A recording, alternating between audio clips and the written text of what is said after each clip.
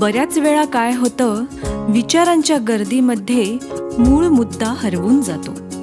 बऱ्याच वेळा काय होतं, बोलू बोलू म्हणताना नेमकं बोलायचं राहून जातं.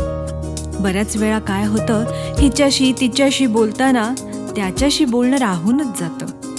बऱ्याच वेळा काय होतं, त्याच्याशीही बोलताना शब्दांचा गुंता वाढत जातो. बऱ्याच वेळा काय होतं, शब्दांचा गुंता एवढा वाढतो की शब्दांचाही संप होतो.